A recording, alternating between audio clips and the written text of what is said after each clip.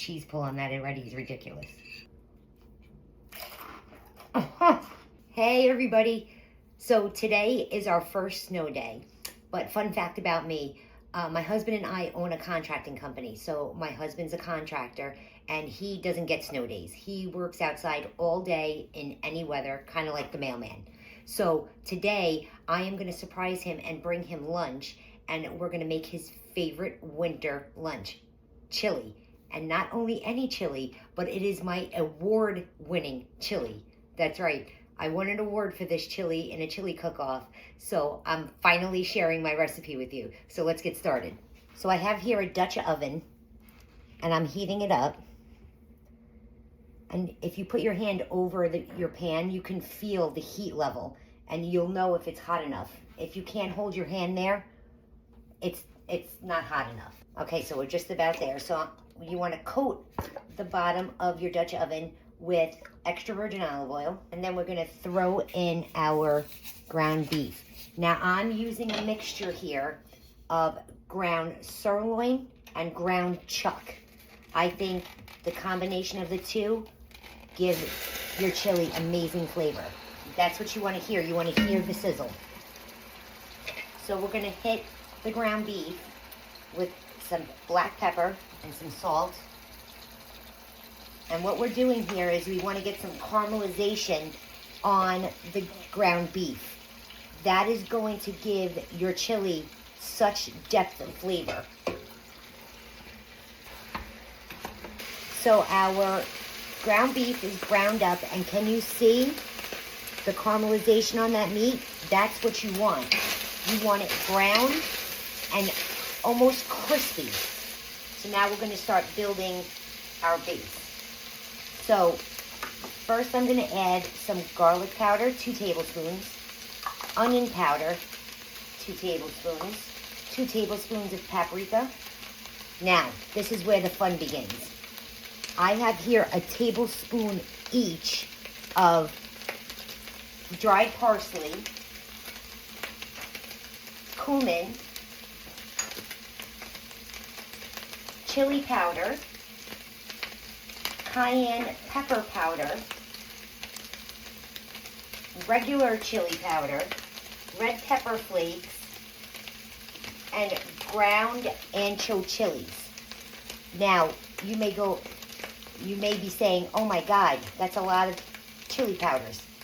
It is a lot of chili powders, but each one of them lend a special hand to this chili. They each have their own flavor.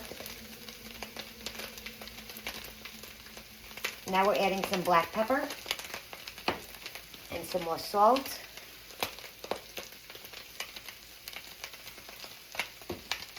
And each one of those peppers, or each one of those ground chilies, is not spicy. They're very mild peppers. But again, we're looking to build flavor here. When I was being critiqued by the judges during this chili cook-off, that was one of the things that they said, was that they could taste every layer of flavor. Let's turn the heat down a bit. Now our last chili that we're going to add is Chipotle and adobo. It comes in a can. I'm adding 1 and about 2 tablespoons of the sauce that it comes in. And you're just going to mix that through. Now, the chili and adobo, that does have a bit of a kick. It's not crazy kick. It's not going to knock your socks off. But it has more of a kick than any of the chili powders that we've put in so far. You can leave that out if you're not someone who likes a lot of spice. So now we're going to start adding our liquids in. So we're going to add in, if you watched my beef stew recipe, again, this is about building layers of flavor. So we're going to go in with 2 shots around the pan of Worcestershire sauce. And about 2 tablespoons of balsamic glaze. This is going to balance the spiciness of the chili with a little bit of sweetness. Again, I can't say it enough. We're building flavor. layers and layers of flavor. A 28-ounce can of diced tomatoes and 2 cans of red kidney beans, the liquid and all. The liquid of the beans is gonna help thicken up the chili. And then 4 cups of beef broth. Now what you wanna do here is, you want to mix this up, and you wanna scrape the bottom of your pot and get all of that goodness, because that's flavor, again, building flavor. That's all flavor at the bottom of that pot. I'm going in with 3 more ingredients, and you may say, oh my God, why didn't you put this in the beginning? I didn't put it in the beginning on purpose, because it would have released a lot of juices and water at the bottom of our pot, and you don't want that because you want so much caramelization on your meat. So I'm adding in 1 diced up onion, 4 green bell peppers, and 4 cloves of garlic.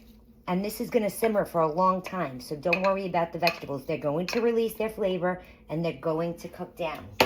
Get that all stirred in.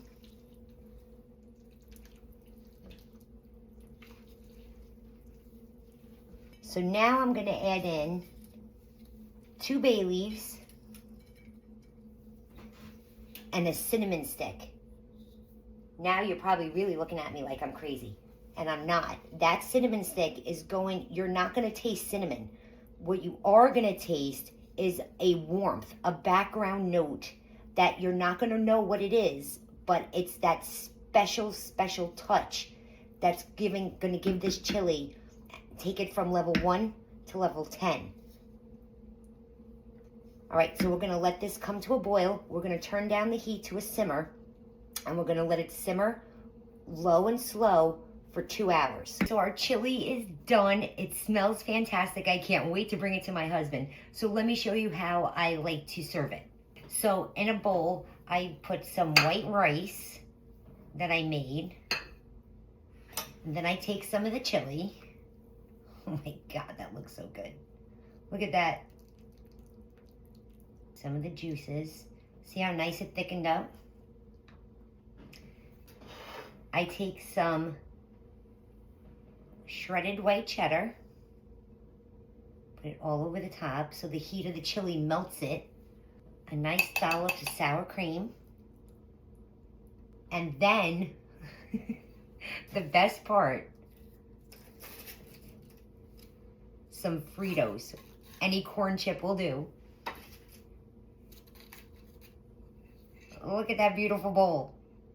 Now listen, this chili is, again, it's a layer on top of layer on top of layer of flavor. That is why it is award winning. So you have the spicy, the sweet from the balsamic glaze, the salty from the chips, the texture of the rice. It's a layer and layer and layer. Now we have to give this a taste. Get some of that sour cream. Oh my God, the cheese pull on that already is ridiculous. Look at that bite.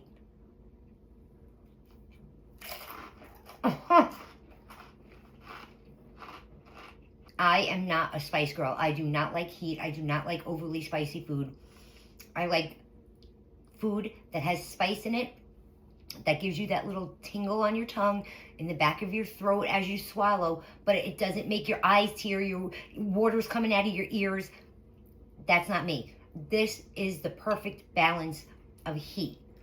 And it warms you up on a cold, snowy winter day. My husband is gonna love this being outside all day. I really, really, really hope you try this chili. If you want the recipe, just comment recipe below and I'll send it over to your DM. Thank you guys so much for watching, and thank you for being in my kitchen on this cold, snowy day.